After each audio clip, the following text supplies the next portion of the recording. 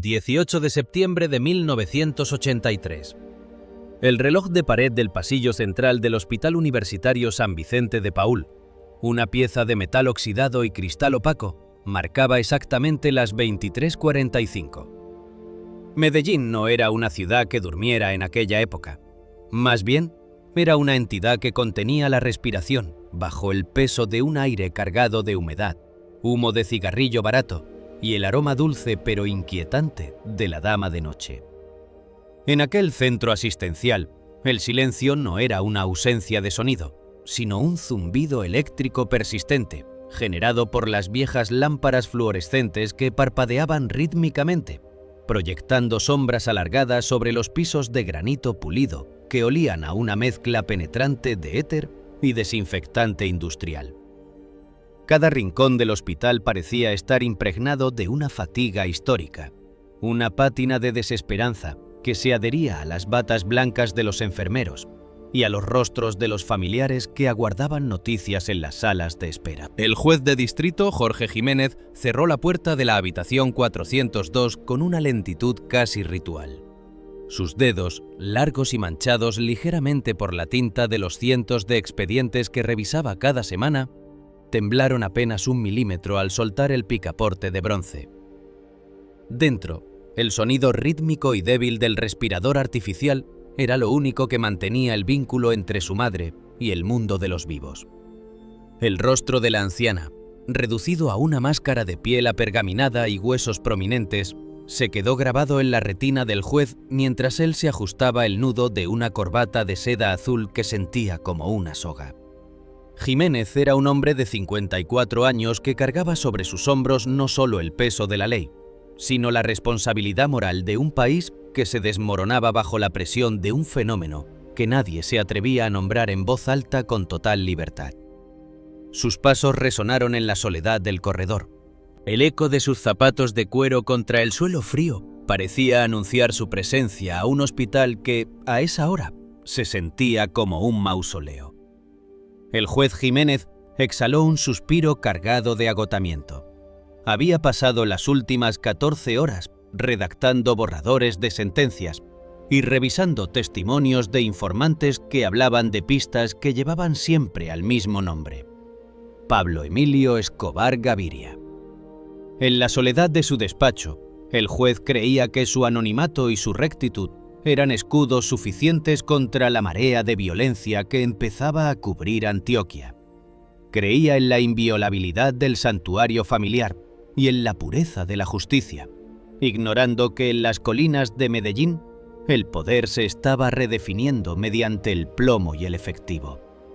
Al llegar a la mitad del pasillo, justo antes de alcanzar los ascensores de carga cuyas puertas de hierro chirriaban con cada movimiento, el camino de Jorge Jiménez fue interceptado. No hubo violencia inmediata, ni gritos, ni el cañón de un arma asomando por debajo de una chaqueta. La interrupción fue quirúrgica y elegante. 2 hombres, cuyas siluetas se recortaban contra la luz mortecina del fondo, se plantaron firmemente en su camino. No eran los sicarios comunes que el juez solía ver en los expedientes, muchachos de barriada con camisas de colores chillones. Estos hombres vestían trajes de paño inglés, oscuros y perfectamente cortados, que delataban una procedencia de clase alta o al menos un acceso ilimitado a la riqueza del nuevo imperio. El hombre de la izquierda era más alto, con el cabello peinado hacia atrás con una cantidad excesiva de gomina que brillaba bajo los tubos de neón. Sus ojos eran 2 pozos de oscuridad absoluta, desprovistos de cualquier rastro de empatía o vacilación. El de la derecha, de contextura más robusta y facciones que recordaban a la piedra tallada, mantenía las manos cruzadas por delante, revelando un reloj de oro macizo que reflejaba los destellos de la lámpara que parpadeaba sobre ellos. El aire en el pasillo pareció espesarse instantáneamente. El olor a éter fue reemplazado por el aroma de una colonia de diseñador cara y el rastro metálico de algo que el juez solo pudo identificar como peligro inminente. Jorge Jiménez se detuvo en seco. Sus pulmones se llenaron de un aire que de repente se sentía gélido. La parálisis inicial no fue de miedo, sino de una incomprensión lógica. Se encontraba en un hospital privado, con seguridad en la entrada, bajo la protección de su estatus. Sin embargo, allí estaban ellos, dueños del espacio, dueños del momento. Ninguno de los dos hombres sonreía. El más alto dio un paso al frente, rompiendo la distancia de seguridad que los hombres civilizados mantienen entre sí. El juez pudo ver los poros de su piel y notar que el hombre ni siquiera parpadeaba.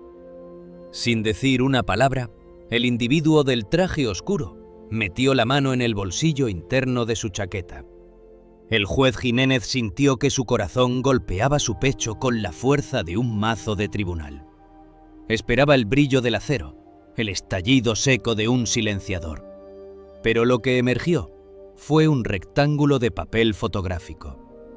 El hombre extendió el brazo con una parsimonia aterradora, sosteniendo la fotografía entre el dedo índice y el medio, como si fuera una pieza de evidencia que el juez debía examinar. «Señor juez», dijo el hombre. Su voz era un barítono suave, educado, carente de cualquier inflexión de amenaza, lo cual la hacía infinitamente más siniestra. No hubo insultos, solo una cortesía letal que hizo que a Jiménez se le erizaran los vellos de la nuca. Jiménez, con los dedos entumecidos por el pánico, tomó el papel. La fotografía tenía ese brillo característico del revelado instantáneo, aún ligeramente cálido al tacto. Al enfocar la vista, el mundo alrededor del juez se desvaneció. La imagen era de una nitidez cruel. En ella aparecía el dormitorio principal de su propia casa, ubicada en el barrio El Poblado, a varios kilómetros de allí. La luz de la luna entraba por la ventana entreabierta, iluminando las sábanas de algodón. Allí, en la cama que él mismo había tendido esa mañana, estaban sus dos hijos, Mateo de 8 años y Sofía de 6. Dormían profundamente, ajenos a la intrusión. La fotografía había sido capturada desde un ángulo que sugería que quien la tomó estaba de pie a menos de 1 metro de ellos, respirando el mismo aire que los niños. Mateo tenía un brazo fuera de las mantas y Sofía abrazaba su conejo de felpa desgastado. El juez Jiménez sintió una náusea violenta que le subió por la garganta. La fotografía no era una amenaza abstracta, era una declaración de omnipotencia. Miró la hora en su propio reloj y luego volvió a mirar la foto. La imagen había sido tomada hacía exactamente 10 minutos. Sus atacantes no solo habían violado la seguridad de su hogar, sino que habían logrado procesar y entregar la prueba en un tiempo récord, demostrando una logística que solo el cartel de Medellín podía desplegar. La sensación de vulnerabilidad fue absoluta. En ese instante, Jiménez comprendió que las paredes de su casa eran de papel y que sus principios legales eran castillos de arena frente a la voluntad de hierro de Pablo Escobar. «Dele la vuelta, juez», susurró el hombre de la gomina, con una leve inclinación de cabeza que pretendía ser respetuosa. Con movimientos mecánicos, como los de un autómata, Jorge Jiménez giró la fotografía. En el reverso de color blanco, el mensaje había sido escrito con un marcador rojo de punta gruesa. La tinta todavía desprendía un ligero olor a solvente químico. La caligrafía era clara, con trazos firmes y ascendentes que denotaban seguridad. La frase era corta, pero contenía el peso de un destino inevitable. Su sentencia será demasiado cara. El juez leyó las palabras una y otra vez, mientras el sudor frío empezaba a empapar su camisa por debajo del traje. Cada letra roja parecía una gota de la sangre de su familia. No era una advertencia para que abandonara un caso, era la notificación de que el precio de su integridad ya había sido tasado en las vidas de sus hijos. El hombre de la derecha, el robusto, habló por primera vez. Su voz era áspera, como el roce de 2 piedras. «El patrón tiene un gran respeto por los hombres que cumplen con su deber, señor juez, pero también es un hombre que valora la armonía. No querría que usted cometiera un error contable en la sentencia del próximo martes. Evalúe bien los costos. Hay deudas que no se pueden pagar ni con todo el oro del mundo». Jiménez intentó hablar, pero su garganta estaba seca, como si hubiera tragado arena. Quería gritar por seguridad, quería abalanzarse sobre ellos, pero sus piernas no respondían. Estaba atrapado en el túnel de su propia justicia, una justicia que ahora le exigía el sacrificio de lo que más amaba. Los dos hombres lo observaron por un segundo más, disfrutando de la devastación psicológica que habían provocado. Luego, con una sincronía perfecta, dieron media vuelta y comenzaron a caminar hacia la salida de emergencia del hospital. No corrieron. Caminaron con la seguridad de quienes saben que nadie se atreverá a detenerlos. El juez se quedó solo en el pasillo, con la fotografía apretada contra su pecho, sintiendo cómo los bordes del papel se clavaban en sus dedos. El parpadeo de la luz fluorescente continuaba, marcando el ritmo de un tiempo que ahora se le escapaba entre las manos.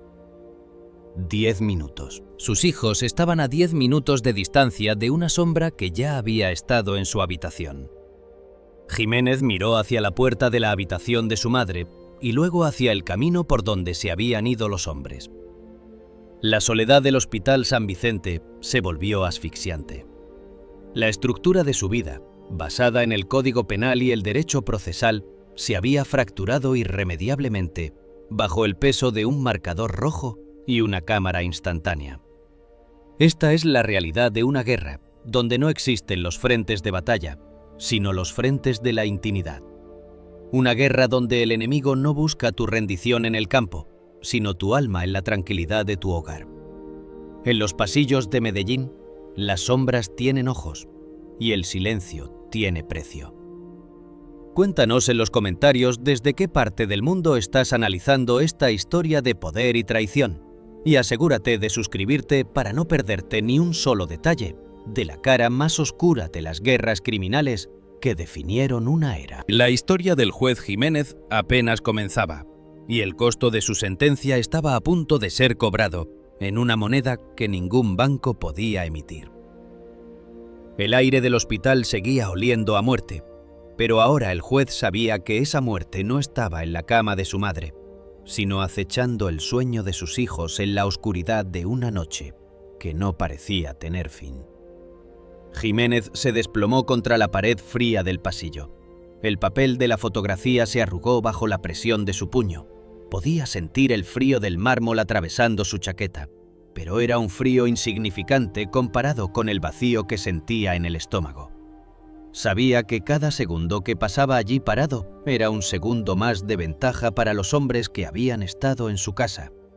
El dilema que enfrentaba era la esencia misma del reinado de Escobar: plata o plomo, o en su caso, silencio o tragedia. La justicia, esa entidad abstracta a la que había servido durante 3 décadas, le parecía ahora una amante cruel que lo abandonaba en su momento de mayor necesidad.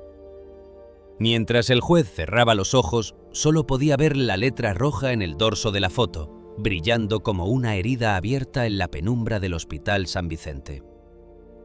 La ciudad afuera seguía respirando, ignorante de que un hombre de ley acababa de recibir su propia condena de muerte psicológica en el pasillo de un hospital a las 23:45 de una noche que quedaría marcada para siempre en los anales del terror en Colombia.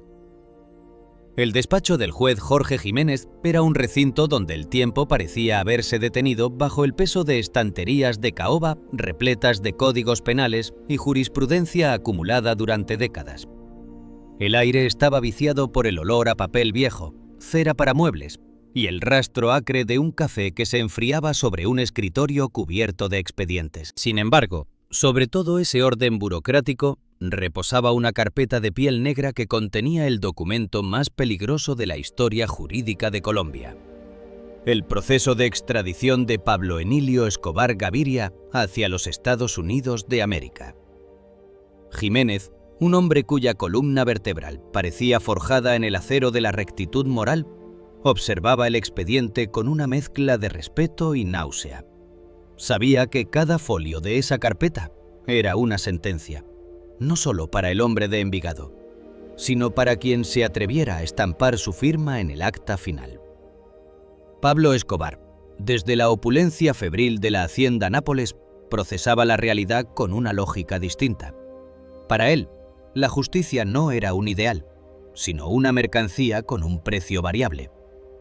Sentado en una silla de mimbre, observando el vuelo de las garzas sobre sus lagos artificiales, Escobar comprendía que el sistema legal era una estructura porosa. Sabía que los abogados podían retrasar lo inevitable, pero que al final del camino siempre habría un hombre, un juez, con una pluma en la mano.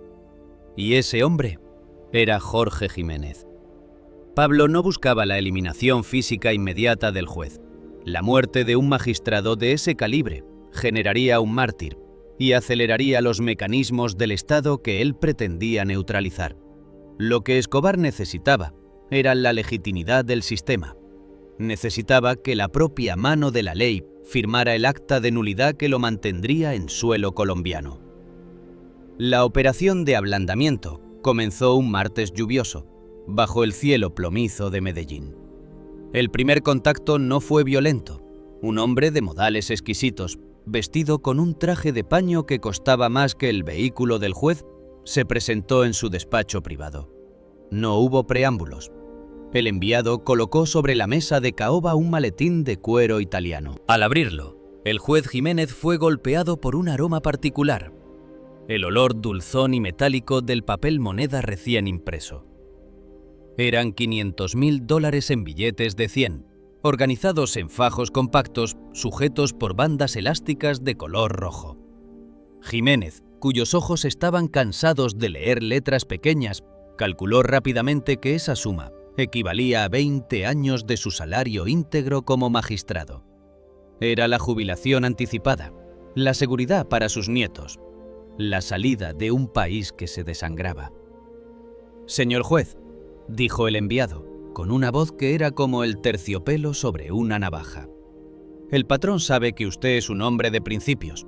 Por eso, esto no es un soborno, es una donación para su tranquilidad. Solo necesitamos que encuentre un error de forma en el folio 412 del expediente de extradición. Un error que usted, con su vasta experiencia, puede justificar ante la corte». Jiménez sintió que el sudor frío empezaba a perlar su frente. Sus manos, que habían sostenido la balanza de la justicia sin vacilar, se cerraron en puños ocultos bajo el escritorio. La tentación no era el lujo, sino la posibilidad de dejar de tener miedo. Sin embargo, Jiménez era un hombre de la vieja guardia, educado en una época donde el honor era el único patrimonio irrenunciable. Miró el dinero, luego miró al hombre, y con una voz que recuperó su firmeza ancestral, ordenó que retiraran el maletín de su vista. Fue una negativa rotunda, cargada de una dignidad que el enviado anotó mentalmente como el inicio de la segunda fase. Escobar recibió la noticia del rechazo mientras alimentaba a sus hipopótamos. No se inmutó. La rectitud de Jiménez era simplemente un obstáculo técnico que requería una herramienta más afilada que el oro. El patrón sabía que todos los hombres tienen un punto de ruptura, una grieta en su armadura que no está hecha de ambición, sino de afectos. Si la plata no había funcionado, el plomo no sería disparado contra el juez, sino contra su cordura. La estrategia cambió hacia una tortura psicológica diseñada para desintegrar el tejido mental de Jiménez segundo a segundo, hora a hora. Las llamadas comenzaron 3 días después del incidente del maletín. No eran amenazas directas. El teléfono del despacho y de la residencia del juez sonaba a horas intempestivas. Al contestar, Jiménez no escuchaba la voz de un sicario, sino un silencio sepulcral que duraba exactamente 10 segundos. Luego, el sonido de una grabadora se activaba. Del otro lado de la línea, el juez escuchaba algo que le desgarraba el alma. El llanto inconfundible de sus hijos, Mateo y Sofía. Eran grabaciones de alta fidelidad, capturadas seguramente desde la distancia con micrófonos direccionales. Podía escuchar a Mateo pidiendo un vaso de agua en la mitad de la noche. Podía escuchar a Sofía sollozando tras una pesadilla. Los audios terminaban abruptamente con el sonido de una puerta cerrándose y el rastro de un motor acelerando. Jiménez dejó de comer. Su piel adquirió un tono grisáceo. similar al de los expedientes que ya no podía leer sin que las letras bailaran ante sus ojos. En su casa, el ambiente se volvió asfixiante. Su esposa lo observaba con ojos cargados de una pregunta que no se atrevía a formular, mientras sus hijos jugaban en el jardín, ignorantes de que sus propias voces estaban siendo utilizadas como martillos contra el cráneo de su padre.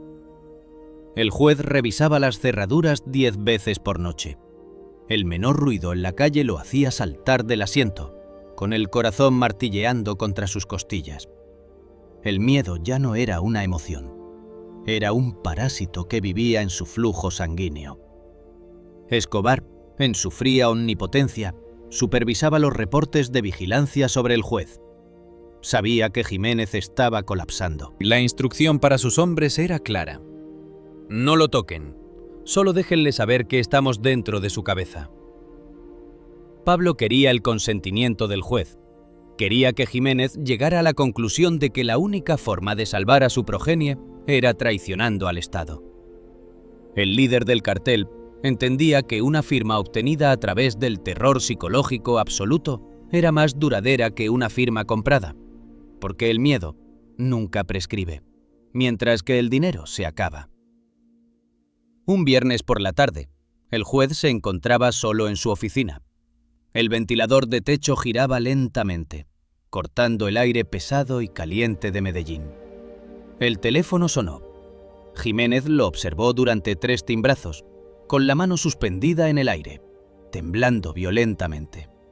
Cuando finalmente levantó el auricular, no hubo grabación de llanto. Hubo una voz masculina, pausada y autoritaria, que reconoció de inmediato a través de las interceptaciones telefónicas que él mismo había autorizado meses atrás. Era la voz de Pablo Emilio Escobar Gaviria. «Señor juez Jiménez», dijo Escobar con una cordialidad aterradora. «He estado pensando mucho en su familia. Mateo tiene un talento especial para el fútbol, ¿no le parece? Y Sofía tiene los ojos de su abuela. Es una lástima que este país sea tan peligroso para unos niños tan hermosos». Jiménez apretó el auricular con tanta fuerza que sus nudillos se tornaron blancos. No pudo articular palabra. Su garganta estaba bloqueada por un nudo de terror puro. «Mire, doctor», continuó Escobar, y el tono se volvió gélido. «Yo no quiero ser su enemigo. Yo soy un hombre de familia, igual que usted. Solo necesito que usted use esa inteligencia suya para declarar que las pruebas enviadas por los gringos no cumplen con los requisitos de la ley colombiana. Una firma suya, una sola firma en el acta de nulidad, y yo le prometo que sus hijos dormirán tranquilos el resto de sus vidas. Es más, yo mismo me encargaré de que nadie vuelva a molestarlos. Piénselo». «No es una cuestión de leyes, es una cuestión de amor. Usted tiene la pluma, yo tengo el tiempo». Escobar colgó. El silencio que siguió en el despacho fue más abrumador que el estruendo de una bomba. Jiménez miró la carpeta de piel negra. El documento de extradición parecía haber cobrado vida propia, emanando una energía oscura que llenaba la habitación. El juez comprendió el juego de ajedrez en el que estaba atrapado. Si se mantenía firme, sus hijos serían el sacrificio. Si cedía, su nombre quedaría manchado para siempre en los anales de la infamia. Pero sus hijos vivirían para ver el sol al día siguiente. La presión se volvió física. Jiménez sentía un peso insoportable sobre sus hombros, como si el techo del edificio estuviera a punto de desplomarse. Su mente repasaba cada artículo del código, buscando una salida que no existía. Pablo había cerrado todas las puertas. No quería su cadáver. Quería su rendición documental. Quería que el hombre más honesto de la rama judicial se convirtiera en su escribano personal. El juez Jiménez se llevó las manos a la cara y sollozó sin lágrimas, con un gemido seco que se perdió entre el polvo de su oficina. La firma que Escobar le exigía era el precio de su alma, y el verdugo estaba esperando, con la paciencia de un depredador milenario, a que la resistencia del juez se evaporara por completo bajo el calor asfixiante de la agonía familiar. El magistrado se levantó de su silla y caminó hacia la ventana. Abajo, en las calles de Medellín, la vida continuaba con una indiferencia brutal. Los vendedores ambulantes gritaban sus mercancías, los buses emitían nubes de humo negro y la gente caminaba rápido, tratando de llegar a sus casas antes de que la noche trajera sus sombras habituales. Jiménez se sintió como un fantasma observando un mundo al que ya no pertenecía. Estaba solo, en la cima de un volcán de expedientes, con el aroma del café frío y el papel viejo recordándole que la ley era una ficción frente a la realidad del poder absoluto de Escobar. En ese instante, comprendió que su firma no sería solo un trazo de tinta sobre papel. Sería la capitulación definitiva de la justicia frente al imperio del terror. Y el patrón estaba allí, invisible pero omnipresente, dictando cada latido de su corazón aterrorizado. Jiménez volvió a su escritorio. Sus dedos rozaron la pluma estilográfica de plata que su padre le había regalado al graduarse de la Facultad de Derecho. El metal estaba frío, pero en su mente, la pluma pesaba toneladas. La complicación jurídica que Escobar le pedía era técnicamente posible. Solo requería una interpretación retorcida de un par de artículos y la omisión deliberada de una prueba clave. Era un fraude procesal perfecto, envuelto en el lenguaje técnico que él dominaba mejor que nadie. La paradoja era cruel. Su propio genio jurídico sería el instrumento de su deshonra. El juez cerró los ojos y pudo ver la letra roja de la fotografía del Hospital San Vicente. Su sentencia será demasiado cara. El precio ya no era una incógnita. Era el acta de nulidad que aguardaba sobre su mesa, esperando ser validada por la mano de un hombre quebrado por el peso de un amor que Escobar había convertido en su mayor debilidad. 72 horas después de aquella llamada que había fracturado su realidad, el juez Jorge Jiménez se encontraba sentado en la parte trasera de un sedán gris de vidrios blindados y polarizados que se desplazaba con una parsimonia inquietante por las arterias congestionadas del centro de Medellín. El magistrado era la viva imagen del colapso humano. Sus ojos, hundidos en cuencas violáceas, observaban el desfile caótico de la ciudad sin ver realmente nada. Sus manos, entrelazadas sobre su regazo, no dejaban de frotar un rosario de madera cuyos granos estaban desgastados por el sudor ácido del miedo. El aire acondicionado del vehículo soplaba un aire gélido que le recordaba a la morgue, pero el sudor seguía empapando el cuello de su camisa. No había escoltas oficiales, no había patrullas, solo dos hombres silenciosos en los asientos delanteros cuyos cuellos anchos y nucas rapadas dictaban el fin de cualquier esperanza de rescate. El vehículo se detuvo frente a un edificio de arquitectura funcionalista de los años 50. Una estructura de concreto grisáceo con locales comerciales en la planta baja que vendían repuestos de radio y telas baratas. Era un lugar diseñado para la invisibilidad. Los hombres lo escoltaron a través de un portal de hierro forjado que chirrió sobre sus goznes, ascendiendo por una escalera de granito donde el olor a humedad se mezclaba con el aroma de la comida callejera que se filtraba desde el exterior. Al llegar al cuarto piso, uno de los hombres golpeó rítmicamente una puerta de madera maciza. El sonido del cerrojo al descorrerse fue seco, definitivo, como el percutor de un arma de gran calibre. Jiménez entró en la habitación y se encontró con un escenario que desafiaba su comprensión de la maldad. La estancia era amplia, despojada de lujos excesivos, iluminada por la luz amarillenta de un ventilador de techo que giraba con un quejido metálico constante. Las paredes estaban empapeladas con motivos florales ya descoloridos por el tiempo. En el centro de la habitación, sentado en un sofá de cuero marrón que crujía con cada movimiento, estaba Pablo Emilio Escobar Gaviria. No había guardias armados en el interior. La seguridad del patrón residía en la certeza absoluta de su dominio sobre el entorno. Lo que más perturbó al juez fue la actitud de Escobar. El hombre más buscado del mundo no estaba revisando mapas ni contando fajos de billetes, ni dando órdenes de ejecución. Estaba inclinado sobre una pequeña mesa de centro, hojeando con una concentración casi infantil un ejemplar de un cómic de aventuras. Sus dedos, gruesos y cortos, pasaban las páginas con una delicadeza desconcertante. Vestía una camiseta de rayas horizontales y unos pantalones de tela sencilla, la imagen de un padre de familia en una tarde de descanso. El olor en la habitación era una mezcla de lavanda, tabaco de pipa y el aroma penetrante del café recién colado que humeaba en una jarra de porcelana sobre la mesa. «Doctor Jiménez, qué puntualidad la suya. Pase, por favor, tome asiento», dijo Escobar sin levantar la vista de la historieta. Su voz era pausada, casi afectuosa, cargada de esa cadencia paisa que ocultaba una violencia volcánica bajo una superficie de cordialidad rural. «El café está recién hecho. Sé que a los hombres de letras les gusta el café fuerte para mantener la claridad del juicio». Jiménez se dejó caer en una silla de madera frente al sofá. Sus piernas se sentían como si estuvieran hechas de gelatina.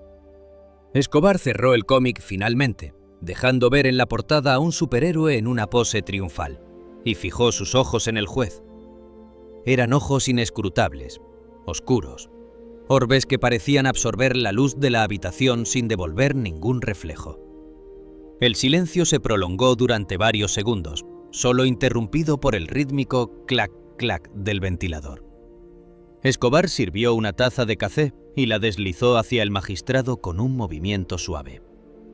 «He estado pensando mucho en nuestra última conversación, Jorge», comenzó Pablo, usando por primera vez el nombre de pila del juez, una táctica diseñada para erosionar la distancia institucional. «Y he llegado a la conclusión de que usted es un hombre que sufre innecesariamente. Usted sufre porque cree que hay una contradicción entre su deber y su bienestar. Pero déjeme decirle algo. El mayor deber de un hombre es con su patria y con su sangre». Escobar se recostó en el sofá, entrelazando las manos sobre su vientre. El tono de su voz cambió, adquiriendo un matiz doctrinario, casi mesiánico. «Dígame, doctor, ¿qué honor hay en arrodillarse ante los gringos? ¿Qué justicia se imparte cuando un colombiano es enviado encadenado a una tierra extraña donde no conocen nuestra lengua ni nuestra historia? La extradición no es ley, Jorge. La extradición es una humillación nacional. Es entregar nuestra soberanía a cambio de las migajas que caen de la mesa de Washington. Usted, como hombre de leyes, debería sentir que se le quema la sangre cada vez que firma una de esas órdenes. Es un deshonor para sus hijos y para los hijos de sus hijos». Jiménez intentó beber un sorbo de café para humedecer su garganta reseca, pero el tintineo de la porcelana contra sus dientes delató su temblor. El café estaba amargo, hirviendo, pero no quemaba tanto como las palabras de Escobar. El líder del cartel se inclinó hacia adelante, reduciendo el espacio personal entre ambos, invadiendo el campo visual del juez con su presencia masiva y opresiva. «Usted cree que yo soy un criminal porque muevo un producto que el mundo entero consume. Pero yo soy un nacionalista, Jorge. Yo construyo barrios. Yo doy de comer a los que el Estado olvida. Y ahora el Estado, ese mismo Estado que usted representa, quiere entregarme como si yo fuera un esclavo. Usted tiene en sus manos la oportunidad de ser un patriota. Solo tiene que estampar su firma en esa acta de nulidad. Solo tiene que encontrar ese error que todos sabemos que existe en ese expediente fabricado por la DEA». La tensión en la habitación alcanzó un punto de ebullición. Jiménez sentía que las paredes se cerraban sobre él. Podía escuchar el sonido de la ciudad afuera, los pitos de los buses, los gritos de los vendedores, pero todo le parecía lejano, como si estuviera bajo el agua. Escobar, con una lentitud calculada que buscaba maximizar el impacto psicológico, metió la mano debajo de un cojín del sofá y sacó un pequeño envoltorio de terciopelo oscuro. Lo colocó sobre la mesa de centro, justo al lado de la taza de café del juez. Luego, con la otra mano, extrajo un objeto metálico que brilló con un fulgor gélido bajo la luz amarillenta. Sobre la madera rayada de la mesa, ahora descansaban dos objetos que representaban el alfa y el omega del imperio de Escobar. A la izquierda, un lingote de oro macizo, pequeño pero denso, cuya superficie pulida reflejaba las aspas del ventilador. A la derecha, un revólver de cañón corto, un bloque de acero negro y pavonado que emanaba un olor metálico a aceite de armas y muerte. «Jorge, no me malinterprete», dijo Escobar, y su voz bajó un octavo, volviéndose un susurro gélido que heló la médula del magistrado. «Yo no le estoy ofreciendo dinero por una traición. Yo no compro su conciencia, porque sé que su conciencia no tiene precio. Yo le estoy ofreciendo algo mucho más valioso. Le estoy ofreciendo la vida por su firma. Le estoy ofreciendo que esta noche pueda volver a su casa, abrazar a Mateo, besar a Sofía y dormir sin que el teléfono suene». Escobar señaló el lingote de oro con un gesto despectivo del mentón. «Ese oro representa la tranquilidad de su futuro si decide ser un hombre razonable. Pero si usted decide que su orgullo es más grande que el amor por su familia, si decide que prefiere el plomo al patriotismo». Pablo hizo una pausa, y una sombra de desprecio cruzó su rostro habitualmente impasible. «Si usted elige el plomo, su silla en el tribunal no quedará vacía por mucho tiempo. No crea que su sacrificio detendrá nada. En este país hay muchos hombres que no tienen su resistencia, Jorge. Si usted muere hoy por un pedazo de papel, mañana su reemplazo será alguien que ya ha aceptado el oro, alguien que no dudará, que no tendrá crisis de conciencia y que firmará lo que yo le pida, con una sonrisa en la cara». El juez Jiménez observó el lingote y el revólver. En el oro vio la deshonra, pero también vio el rostro de sus hijos. En el revólver vio el fin de su existencia, un disparo seco en un pasillo oscuro que nadie investigaría realmente. Comprendió que Escobar no solo estaba amenazando su vida, sino que estaba invalidando su heroísmo. Le estaba diciendo que su muerte sería inútil, un gesto vacío en un sistema donde la corrupción ya había pavimentado el camino para su sustituto. La lógica de Escobar era circular, perfecta y devastadora. Pablo se recostó nuevamente, observando la reacción del juez con una curiosidad científica. Podía ver el sudor bajando por las sienes de Jiménez, el parpadeo errático de sus párpados, el movimiento convulsivo de su nuez de Adán al tragar saliva. Escobar sabía que el hombre frente a él estaba desintegrándose moralmente. No había necesidad de gritos, no había necesidad de golpes. El peso del oro y la amenaza del plomo eran suficientes para aplastar cualquier estructura ética construida durante años de estudio jurídico. «Piénselo bien, doctor», añadió Escobar, estirando la mano para acariciar distraídamente el lomo del cómic que había estado leyendo. «No me dé una respuesta ahora. Tómese su café. Sienta el peso de la realidad. Usted es un hombre inteligente. Sabe que las leyes son palabras que se lleva el viento. Pero la familia es lo único que nos queda cuando el mundo se incendia. No deje que el fuego consuma lo que usted más ama por un trámite administrativo que, de todas formas, va a terminar como yo quiero. Usted tiene la firma que yo necesito para estar tranquilo. Yo tengo la vida que usted necesita para seguir siendo padre. Es un intercambio justo, ¿no le parece?» Jiménez bajó la mirada hacia la mesa. El lingote de oro parecía emitir un calor propio, una luz que cegaba su juicio. El revólver, en cambio, se veía como una sombra sólida, una presencia que reclamaba su espacio con una autoridad indiscutible. El juez cerró los ojos y en la oscuridad de su mente solo pudo ver la imagen de sus hijos durmiendo, esa fotografía que le habían entregado en el Hospital San Vicente. La voz de Escobar seguía resonando en la habitación, fundiéndose con el chirrido del ventilador, creando una sinfonía de opresión que le impedía respirar. Estaba atrapado en el centro exacto de la tormenta, y el hombre que tenía enfrente era el dios del rayo, esperando con una paciencia infinita a que el mortal aceptara su destino.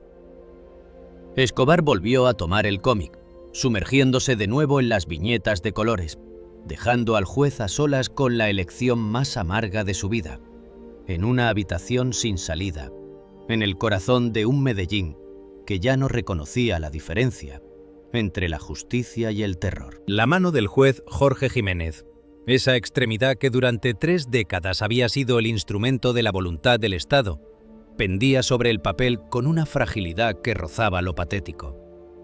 La pluma estilográfica, un objeto de plata y resina que ahora se sentía como un bloque de plomo, temblaba rítmicamente, marcando el compás de un corazón que amenazaba con detenerse. Frente a él, el acta de nulidad procesal aguardaba, un desierto de papel blanco salpicado de términos jurídicos que Jiménez había redactado bajo la mirada gélida y paciente de Pablo Emilio Escobar Gaviria. El aire en la habitación se había vuelto tan denso que cada inhalación le quemaba los pulmones. El olor a café se había disipado, dejando paso a un rastro metálico y seco, el aroma de la capitulación absoluta. Escobar no se movió. Permanecía sentado en el sofá de cuero, con las manos entrelazadas sobre su vientre, observando al magistrado con la curiosidad desapasionada de un entomólogo que observa a un espécimen bajo el microscopio. No hubo más palabras, no hubo más presiones. El lingote de oro y el revólver seguían sobre la mesa, 2 faros que dictaban el único camino posible. Jiménez bajó la vista hacia el documento. Sus ojos recorrieron las líneas donde se declaraba que la evidencia presentada por el Departamento de Justicia de los Estados Unidos de América carecía de la cadena de custodia necesaria según el artículo 215 del Código de Procedimiento Penal colombiano. Era una mentira técnica, una construcción semántica perfecta que despojaba al proceso de toda su fuerza legal por un error de forma inexistente. El juez cerró los ojos por un instante y vio, con una claridad lacerante, el rostro de sus hijos. Sofía sonriendo, Mateo corriendo tras un balón. Fue esa imagen la que finalmente empujó su mano. El roce del plumín contra el papel produjo un sonido rasposo, un quejido diminuto, que para Jiménez sonó como el derrumbe de un edificio. La firma fue rápida, una rúbrica nerviosa que manchó levemente el papel con un exceso de tinta al final. En ese trazo de 3 segundos, Jorge Jiménez dejó de ser un hombre de ley para convertirse en un apéndice del cartel de Medellín. Al soltar la pluma, ésta rodó por la mesa hasta detenerse junto al cañón del revólver. Escobar se inclinó hacia adelante, tomó el documento con una delicadeza casi religiosa y sopló suavemente sobre la tinta fresca para secarla. Una leve sonrisa, apenas un movimiento de los músculos bajo su bigote, cruzó su rostro. No era una sonrisa de triunfo vulgar, sino una de satisfacción administrativa. Dobló el acta con cuidado y la guardó en un sobre que extrajo de su pantalón. «Usted ha tomado la decisión de un padre, Jorge», dijo Pablo, y su voz recuperó ese tono afectuoso que hacía que la sangre de Jiménez se congelara. La patria se lo agradecerá a su manera. Ahora puede retirarse. Sus hijos lo esperan. Jiménez se levantó mecánicamente. Esperaba que Escobar le entregara el lingote de oro, o que al menos hiciera un gesto hacia el maletín de dinero que le habían ofrecido anteriormente. Pero Escobar no tocó el oro. Simplemente guardó el revólver bajo el cojín y volvió a abrir su cómic, sumergiéndose de nuevo en las viñetas de colores, como si el magistrado ya no existiera. Jiménez se sintió humillado por la falta de pago inmediato. Había vendido su alma, y el comprador ni siquiera se molestaba en entregarle el precio acordado en mano. Los 2 hombres de la entrada aparecieron en el marco de la puerta, y sin decir palabra, le indicaron el camino de salida. El trayecto de regreso a su hogar fue un borrón de luces de neón y sombras alargadas. El juez permaneció en silencio en el asiento trasero del sedán blindado, con la frente apoyada contra el cristal frío. Medellín desfilaba ante él como una ciudad extraña, un territorio donde ya no tenía jurisdicción ni autoridad. Al llegar a su casa en el barrio El Poblado, el vehículo se detuvo suavemente. Los hombres no bajaron a abrirle la puerta, simplemente esperaron a que él saliera. Jiménez caminó hacia su portal con pasos vacilantes, sintiendo el peso del aire nocturno sobre sus hombros. Al introducir la llave en la cerradura de su casa, el metal chirrió y el corazón le dio un vuelco. El silencio dentro de su hogar era absoluto, denso, cargado de una expectativa eléctrica. Al encender la luz del recibidor, el magistrado se detuvo en seco. Un grito mudo quedó atrapado en su garganta. Su casa, el refugio que había construido durante 20 años, no era la misma. En un primer momento la confusión nubló su juicio. El diseño del espacio era idéntico. La disposición de las habitaciones no había cambiado, pero algo estaba profundamente mal. El olor. El aroma a madera vieja, a cera de abejas y al perfume de su esposa había sido reemplazado por un olor agresivo a cuero nuevo, a barniz fresco y a telas industriales recién salidas de la fábrica. Jorge Jiménez caminó hacia la sala principal. Sus pies se hundieron en una alfombra de lana blanca, impecable, que no recordaba haber comprado. Su sofá de terciopelo verde, aquel que tenía un resorte vencido en el lado izquierdo y una mancha de café en el brazo, había desaparecido. En su lugar había un conjunto de sofás de cuero italiano de color tabaco, brillantes, sin una sola arruga. La mesa de centro de caoba, donde solía dejar sus expedientes, había sido sustituida por una pieza de cristal y mármol negro. Jiménez comenzó a temblar violentamente. Corrió hacia el comedor, su mesa familiar, donde habían celebrado cumpleaños y cenas de Navidad. La mesa que tenía las marcas de los juguetes de sus hijos ya no estaba. En su lugar, una superficie de madera de cerezo pulida hasta el reflejo le devolvió su propia imagen desencajada. «¿Qué es esto?», susurró, y su voz sonó extraña en la inmensidad de la sala. Subió las escaleras de dos en dos, impulsado por un pánico irracional. Entró en la habitación de sus hijos. Las camas de madera clara donde Mateo y Sofía dormían profundamente habían sido reemplazadas por estructuras modernas, cubiertas con sábanas de seda que brillaban bajo la luz de la lámpara. Los niños seguían durmiendo, ajenos a la transformación, pero sus juguetes viejos, sus peluches gastados, todo había sido sustituido por versiones nuevas, caras y sin alma. Jiménez se acercó a la cama de Sofía. Sobre la almohada de seda descansaba un sobre de papel color crema. Con los dedos entumecidos, lo abrió. Dentro no había una carta, sino un cheque a su nombre. La cifra era astronómica, un monto que superaba cualquier expectativa de soborno anterior.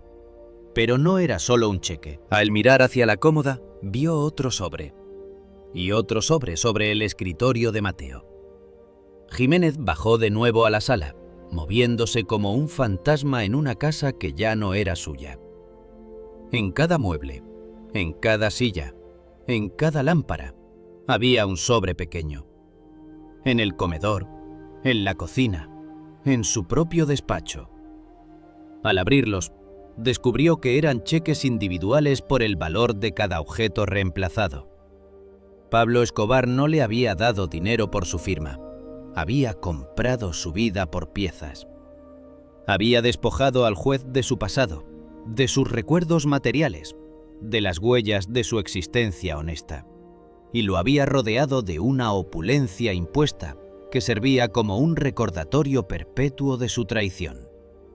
El magistrado se desplomó en el nuevo sofá de cuero. La textura era suave, perfecta, pero para él se sentía como una piel de reptil. Comprendió la profundidad de la crueldad de Escobar. El patrón no quería que Jiménez se escondiera con su dinero. Quería que viviera en él. Quería que cada vez que se sentara a comer, cada vez que se acostara a dormir, cada vez que viera a sus hijos jugar, recordara que cada objeto que tocaba, cada centímetro de su entorno, era propiedad del cartel de Medellín. La casa ya no era su hogar. Era una celda de lujo, un monumento a su deshonra. Jiménez observó el cheque que tenía en la mano. Su nombre, Jorge Jiménez, estaba escrito con una caligrafía impecable, la misma que había visto en el marcador rojo de la fotografía. Pablo lo había comprado por completo. Su dignidad, su rectitud, su historia familiar. Todo había sido tasado y sustituido por muebles de catálogo y papel moneda. Las muebles originales, cargados de los recuerdos de su vida previa a la infamia, probablemente habían sido quemados o arrojados a un vertedero, borrando cualquier rastro del hombre que Jiménez solía ser.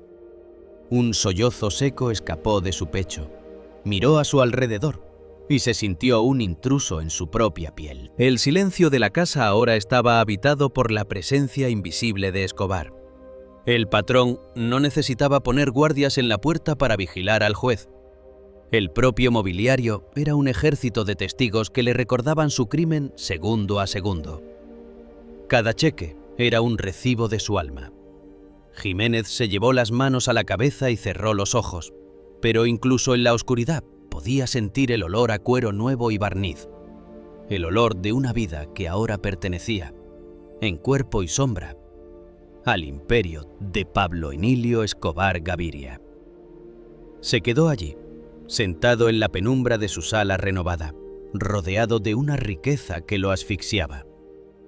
Afuera, la noche de Medellín continuaba su curso, pero dentro de esas 4 paredes, el tiempo se había congelado en un presente perpetuo de ignominia. La justicia había muerto en una oficina del centro de la ciudad, y el juez que debía defenderla ahora habitaba su propio mausoleo.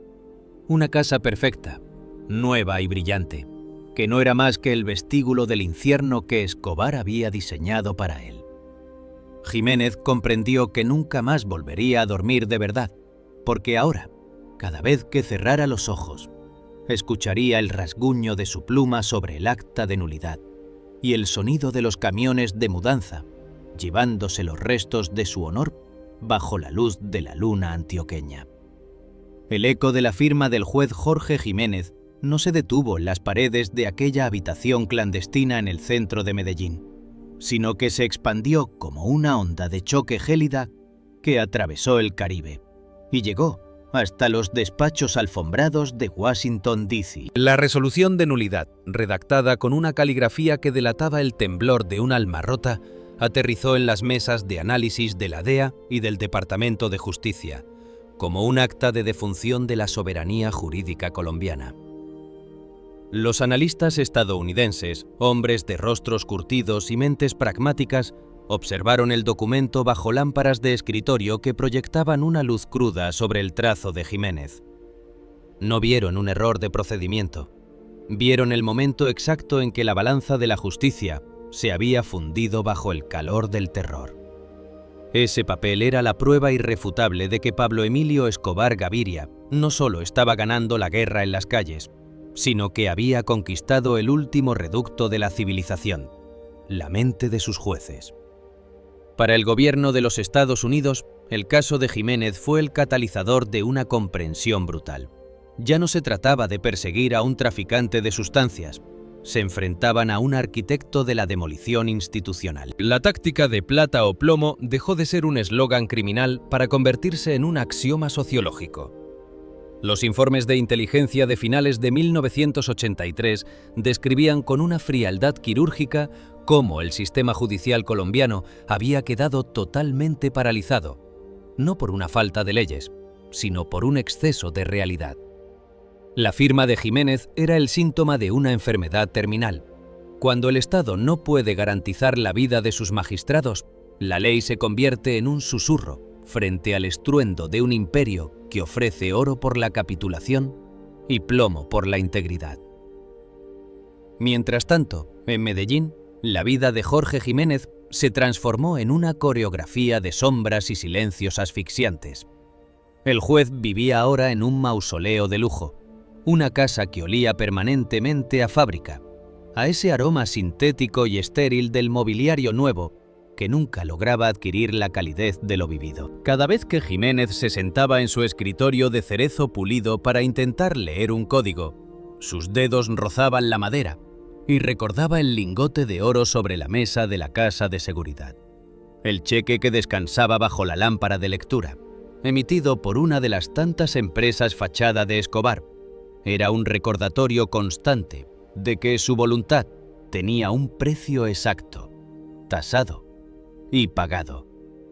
Jiménez intentó, durante los primeros meses, mantener una fachada de normalidad. Acudía al tribunal con su traje de paño, ahora más holgado sobre un cuerpo que se consumía por la angustia. Pero el aislamiento fue inmediato. Sus colegas, hombres que antes lo saludaban con el respeto debido a un decano de la jurisprudencia, ahora desviaban la mirada al verlo pasar por los pasillos de mármol. El silencio que lo rodeaba no era de indiferencia, sino de un temor contagioso. Todos sabían lo que había firmado.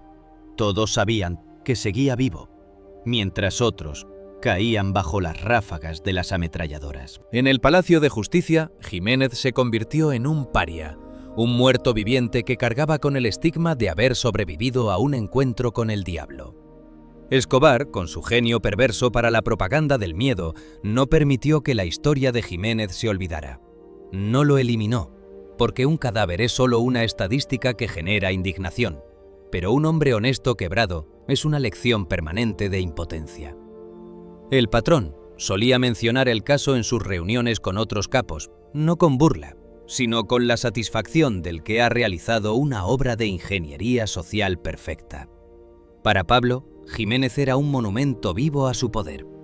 Cada día que el juez pasaba sentado en su oficina, cada firma que ponía en documentos menores era una señal para el resto del país.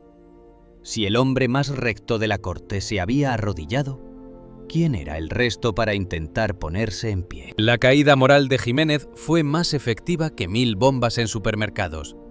Fue la demolición de la fe en la justicia. La reclusión de Jiménez fue psicológica antes que física.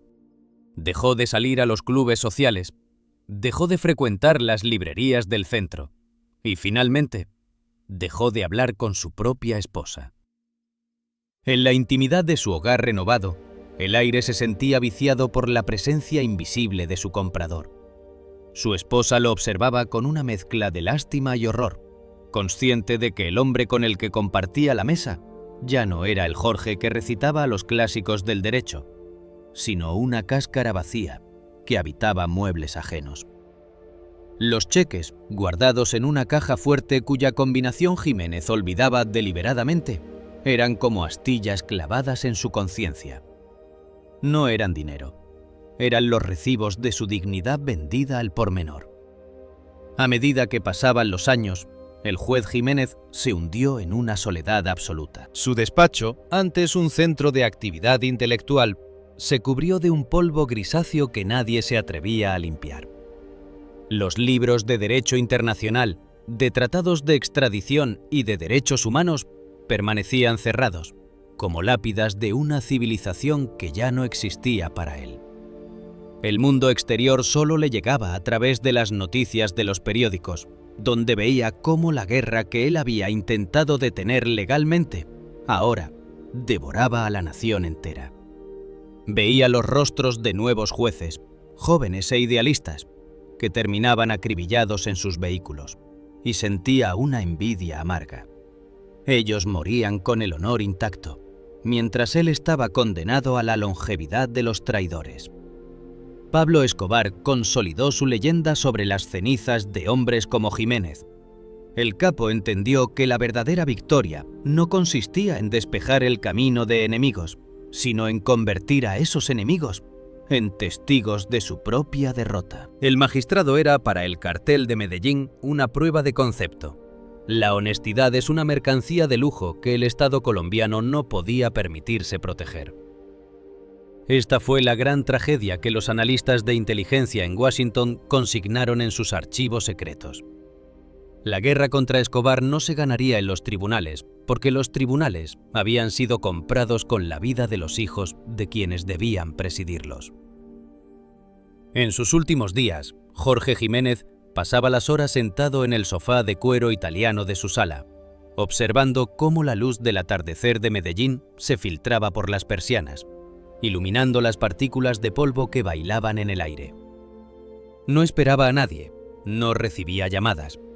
Sus hijos, Mateo y Sofía, habían crecido en esa casa, rodeados de lujos que sus amigos no comprendían, sin saber que el precio de su educación y su seguridad había sido el alma de su padre. Jiménez los miraba jugar y sentía un vacío que ni todo el oro de Antioquia podía llenar. Había salvado sus vidas, pero les había legado un país donde la justicia era un chiste contado en voz baja por hombres con ametralladoras. La moral de esta historia, grabada en el inconsciente colectivo de una nación que aún hoy cicatriza sus heridas, es de una crudeza insoportable. En el enfrentamiento contra un mal que no reconoce límites, que no respeta santuarios y que utiliza el amor como un arma de asedio, la honestidad desprovista de una protección real del Estado es solo un camino más largo y doloroso hacia la derrota.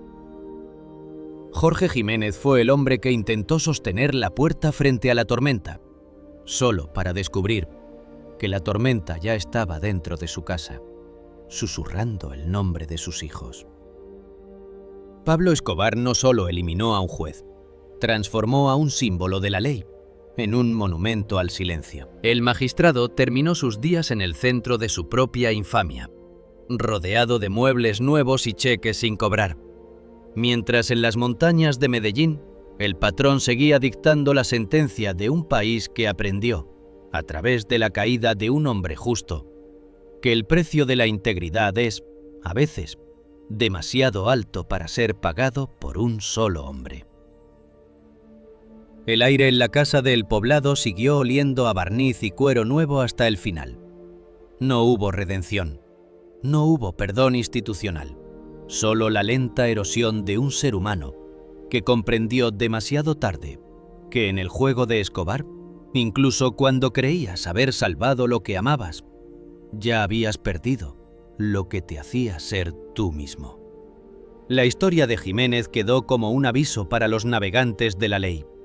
Frente al mal absoluto, la rectitud es una armadura de papel si no hay una espada que la respalde. Y en aquel Medellín de 1983, la única espada que brillaba era la de Pablo, una hoja que no solo cortaba carne, sino que dividía para siempre la historia de un hombre, entre el honor que fue y la sombra en la que se convirtió.